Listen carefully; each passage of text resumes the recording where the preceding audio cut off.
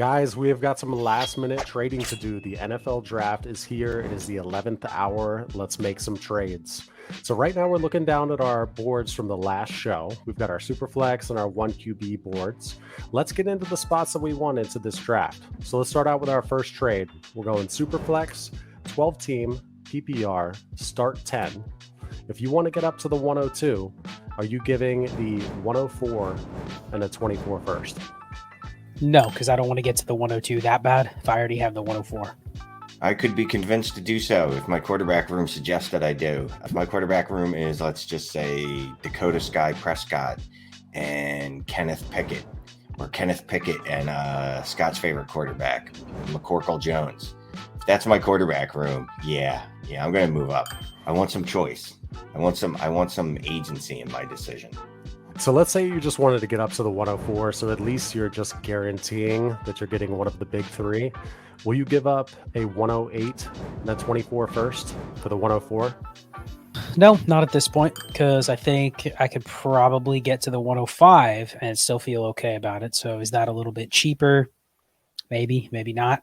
But I think that's one thing that maybe we're seeing a little bit more clear between Shane and I and how we're viewing this board versus the masses. We see 3 quarterbacks. Some people see 4 quarterbacks. I think the majority or the masses are going to go, maybe there's 1 quarterback, probably 2, but I'm scared as hell of 3, and there's no way it's going to be 4. JSN. I got to take that JSN. He's the wide receiver 1. He's a safe asset in today's dynasty market. So it kind of feels like if you're at the 105, you feel okay about it. JSN's a consolation prize. Maybe Will Levis, maybe Jahmyr Gibbs, but feels a little flexible. But I don't really want to pay for the 104 because, like Shane said, what am I going to get? The third QB of 3, and someone else is picking for me, and I'm still paying the quote-unquote quarterback tax because I have to move up into the quarterback range, take my chances at 105 or 106. Dak Prescott or the 103? Man, I think it looks like your quarterback room, depending on what you want to do. I can see a world where I go, Dak Prescott is now my QB2, and I'm totally fine with that trade. If I'm feeling like I want to live really dangerously and shoot for max upside, I think you probably take Anthony Richardson if he's there at 103 and just shoot for the moon. But I'd be okay paying the 103 for Dak Prescott. Now, where we are right now, 2 months ago, I would have said, you know what, not in a rush to make that move. Where we stand today, if someone did it and they just said, you know what, I'm scared of that 103, I'm going to get a quarterback, but I might not like the quarterback. I might not like the landing spot. The biggest fear is the quarterback you don't like gets the best draft capital and the best landing spot, and now you're having to go against the grain, against the ADP. So, yeah, you could say you just cash out for the Dak share, you walk away, someone else can make the pick. I am taking the 103 over Dak. Look, I like Dak. Dak is perfectly fine when you're shooting for 4th to 5th place, like 4th to 5th, 6th place. Let's shoot for the middle. Let's shoot for mediocrity. That's what we want in life. That. You trade that pick. You go balls out, go 103. If you want to be safe, you go CJ Stroud. If you want to go balls out and be like, I'm just going upside, then yes, you're going to go Anthony Richardson. Okay, so moving over to a 1QB. This is a 12-team 1QB start 9 PPR. Would you give up Drake London for the 103? Man. JSN over Drake London.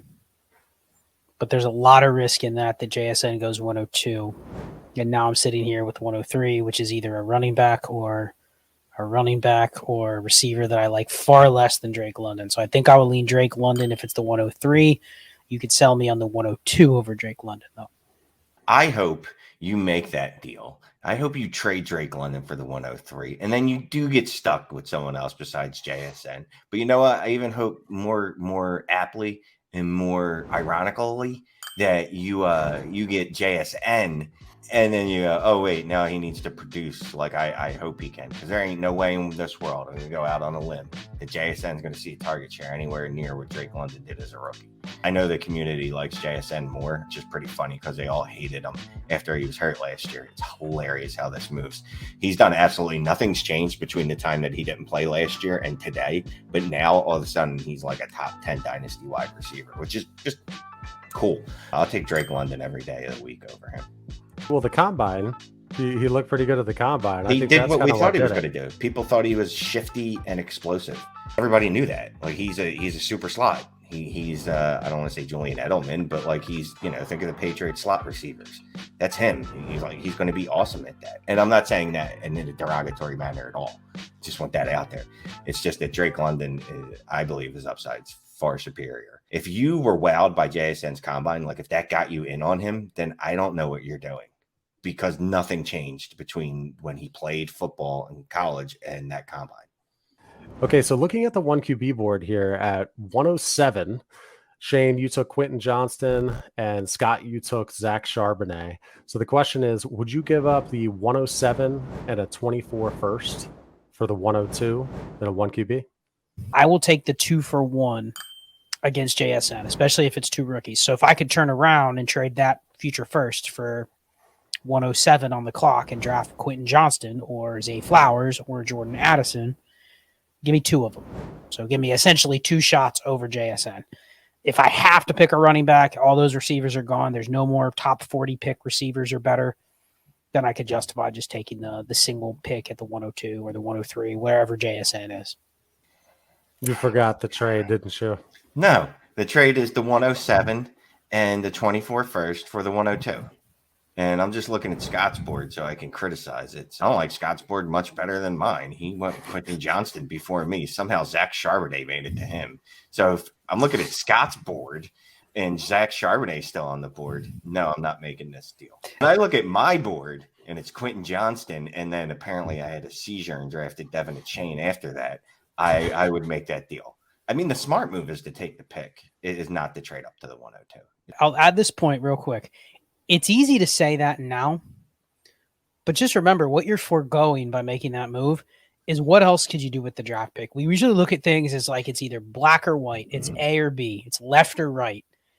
It's not always the case. Sometimes if you don't make the trade, 107 and a first looks really enticing if you want the player on the clock, whether that's Gibbs, JSN, whatever it is. Obviously, Bijan, it's a different story. But if you just want another player, giving up the 2-for-1 where you have to kick in a future first, even if we were saying Jordan Addison, Zay Flowers, they get a great landing spot in the first round. You got to give up the 108 and a first to move up to the 103 or 104. People will consider that because they go, I want that right now. Mm-hmm. But then you name the players and you put them in the trade and you go, man, do I really want to throw my extra first, which, keep in mind, can be added to something throughout the season, the off season or during the season, for something different, something better, something more impactful, something where I'm buying something I can see playing during the season. I'm not taking a speculative guess in May. Think about that before you make this move. It's great to go, JSN's my guy. Let me go up and trade for him. Yep. But you just traded your one leverage piece, your 24 first, to move up in what? Let's say I make that move with Shane. He drafts Quentin Johnston at 107. I draft JSN at 102. I give him the first. What can happen if he's right? I'm wrong. He just doubled me up. He's got my first and he picked the right player. Right. If he's wrong, he can still bail himself out with that first that I gave him. So, I mean, that literally defines the leverage trade. I'm not arrogant enough to think I'm just going to be able to make those on the clock and always pick the right players. So just be wary when you make those deals. Like Shane said, most of the time, the one that's giving up the two pieces, including the feature first, is the one that's making the bad trade. So let's switch back to Superflex here, and we're going to do a home run swing to try to get Bijan. So would you give the 105 David Montgomery a 24 first and a 24 second for the 101? Ooh, I was looking at Shane's eyes. You said the 105 David Montgomery, his eyes perked up. He was like, yeah, I'll do that. Okay, yeah. I'm on board. Then the 24 first, and they kind of sunk a little bit. And the second, man. At that point, I mean, like the second is like you're pot committed. That's when someone calls you up at the table and you're just like, I have $30. Of course I'm all in. Like, yeah, I might as well just finish this off. And they know if you're willing to pay the first three pieces, you'll kick in the second to make the deal get done. That, I'll tell you what, that is a legit about 3 firsts for Bijan. Like if there's a cash out, you may not like the second, you may not like David Montgomery, but you're still getting the 105, which is JSN or a quarterback, and a future first. Like I think that's the dream cash out. Like that's the best you're going to see from a cash out standpoint. I think I'd take the package. I would not want to move up and give up all that unless it was a perfectly constructed roster where I had 4 future firsts and David Montgomery was my RB4, where I'm just like, screw it. Give me that share of Bijan. This is the perfect team to put him on. Shy of that, I'm not just doing that out of a value.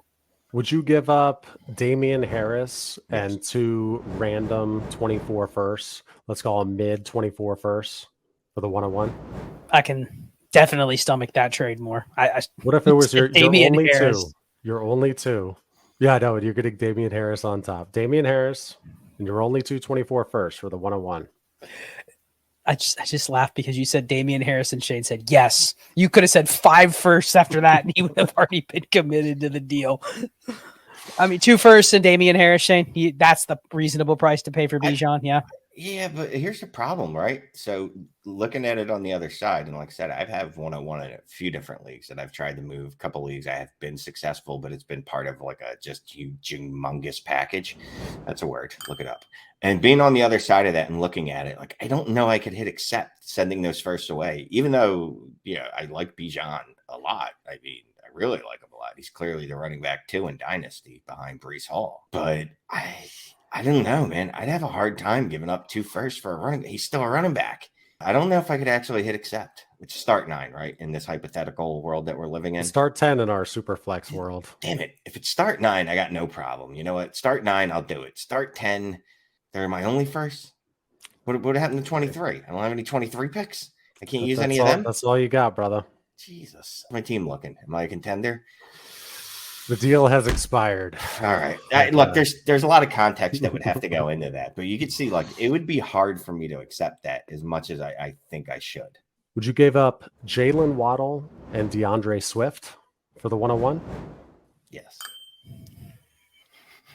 Yeah, I think I'd rather actually do that than the 2 future firsts just because there's less flexibility.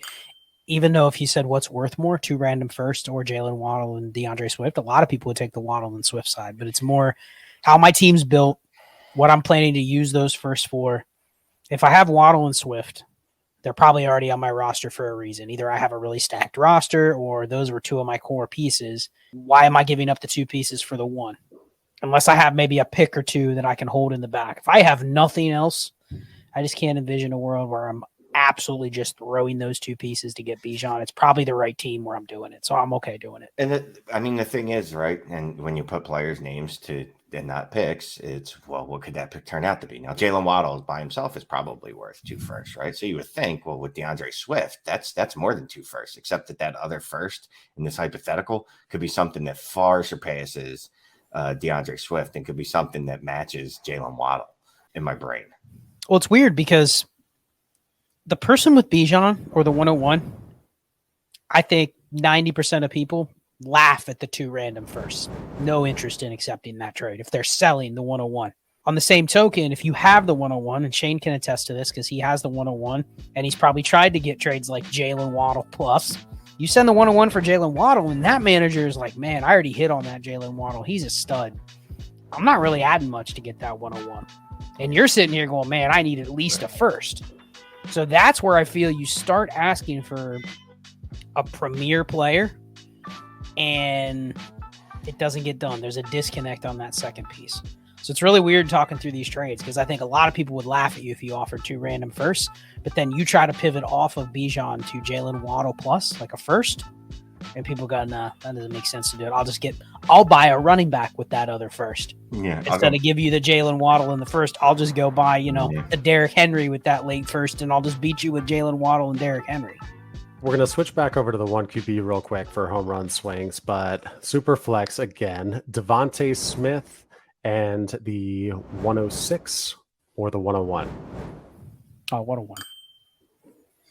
Devonta Smith and the 106 or the 101?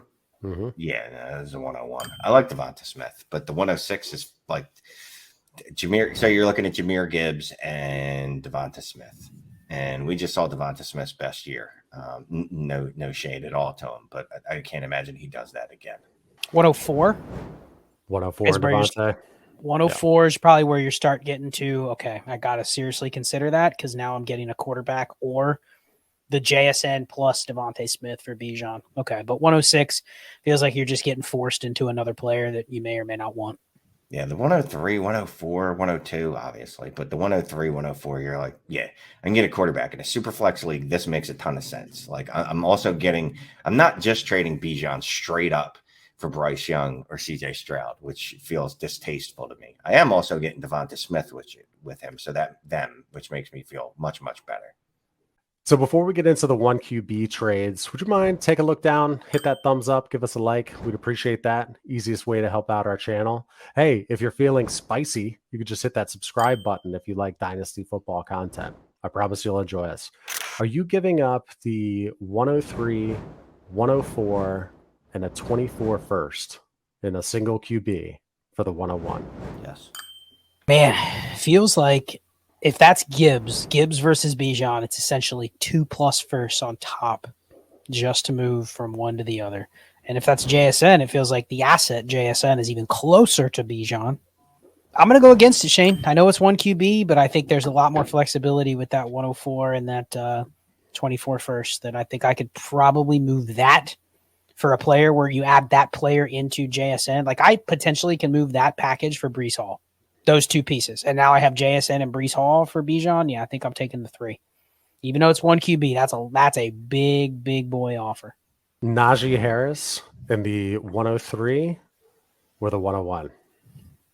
That's where I'm kind of okay doing it. Because Najee is I won't say bad, but not a good running back. You just pray he stays in the same situation that he is, which we know historically those type of situations that he is in just get worse over time because they realize he's not that good and we should get somebody else in there. So that's a perfectly fine tax. If you really want that Bijan share, 1 QB shooting for the home run deal, if you get that accepted, kudos to you. I don't think he's talented. I don't know that it matters, though. I know that he's going to get 300 touches of the football, and he can't be anywhere as bad as or inefficient as he was last year. So I think he'd probably end up being a running back 1 next year. But all that said, I still want Bijan. Okay, so back to Superflex, and let's try to get into one of these later first-round picks. Let's say you were eyeing Shane's boy, Will Levis, Mr. Levi's, Mr. Blue Jeans. Would you give up Kirk Cousins and the 112 for the 107? Ooh. No, I'll go with the process there. I'm fine taking the 2 pieces. I know it's Kirk Cousins. There's a chance Will Levis gets drafted by the same team Kirk Cousins is on, which would be really weird, but it's not out of the realm of possibility. But yeah, give me the extra first there. There's a little more I can probably do. And I'm fine if I'm probably trading for Kirk Cousins for a reason. I need a QB2, I need a QB3, whatever it is. I'm fine taking him on and just kind of dealing with the asset that I have because I know what it is. Oh, I wasn't listening to the offer. What's the offer? If you want your boy, Will Levis, Blue Jeans, yes, would you give up Kirk Cousins and the 112 for the 107? No. I mean, look, even if I come around on Will Levis, I think his upside is what we would hope is he has some Kirk Cousins type seasons in him. And I think Kirk Cousins has a couple seasons of that left in him. Now, yeah, if Will Levis gets drafted by the Minnesota Vikings, that might put a wrinkle on it because then I know Kirk Cousins' time is literally on the clock. But I'm going to assume that doesn't happen, and I'm going to hold on to Cousins here and it's 112 where I can get something valuable like Dalton Kincaid, right, people? I know you guys love that pick. Would you give up Russell Wilson and the 201 for the 107? Yes. I mean, it's essentially the same trade. No, it's not. Different names. No. And it's Wilson, a second now.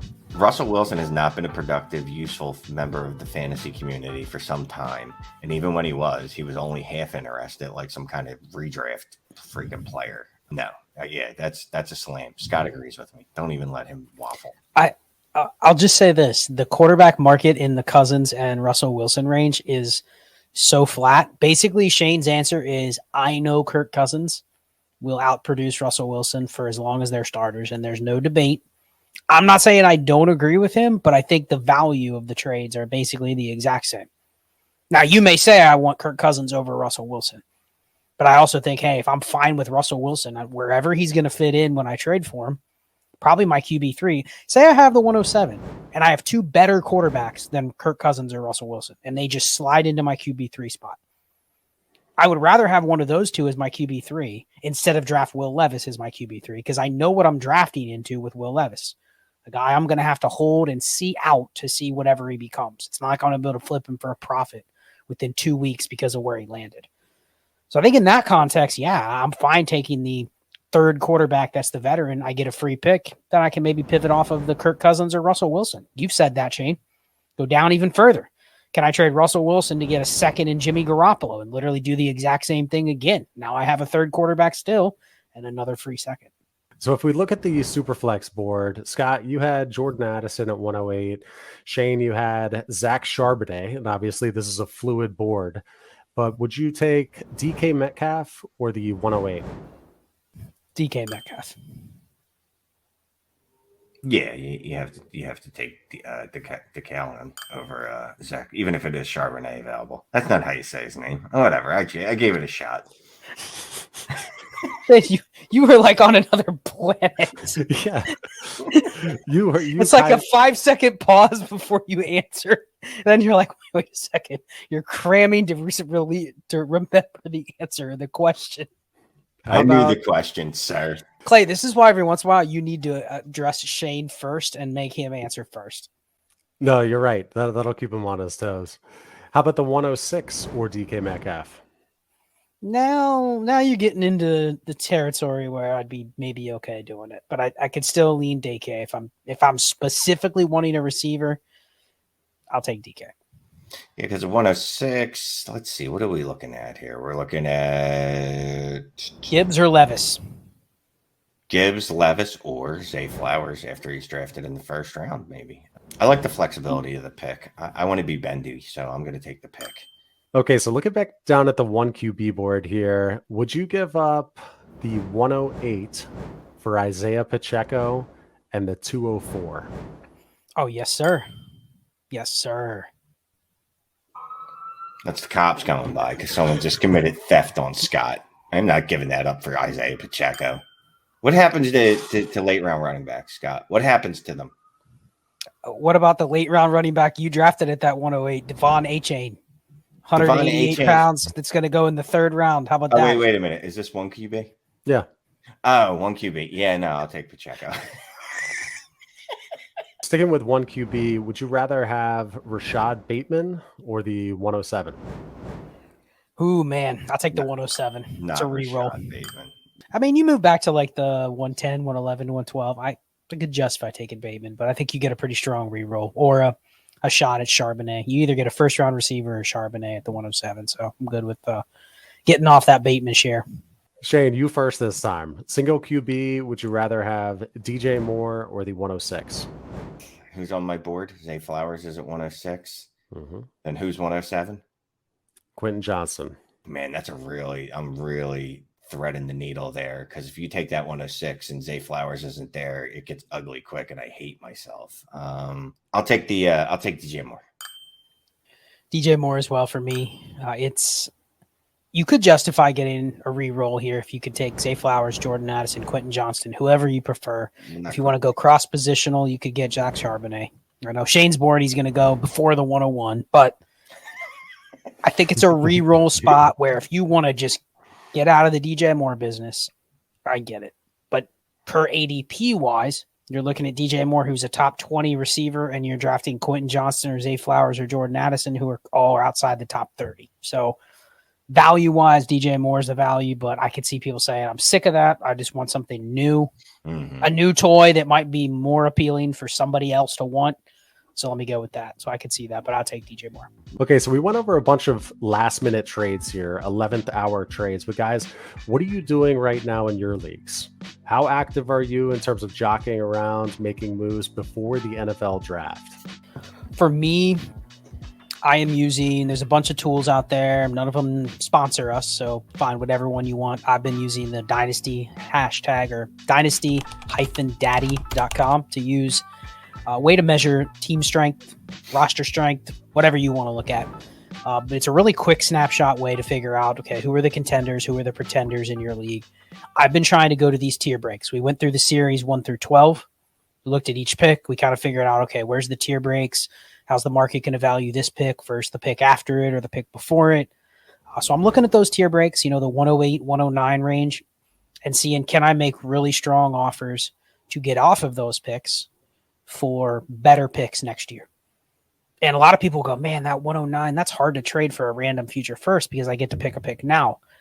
But I think the way we're trending in Dynasty, look at the last couple of years, how valuable those 102, 103s have been relative to 109. It feels like it's 4 or 5 times the value, to the point where you got to have like 3 late firsts to get up into the top 2 or 3.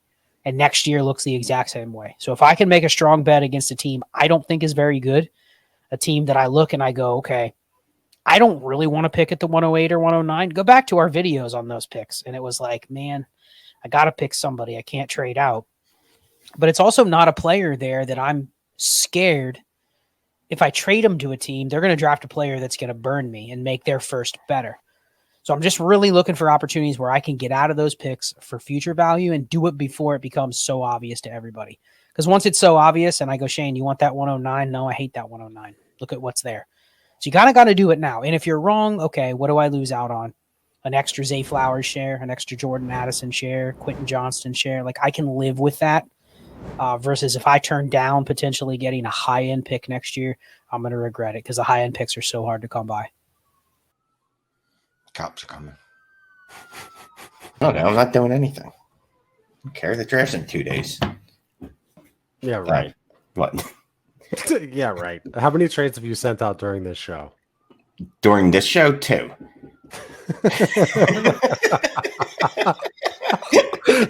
I knew it was more than 0.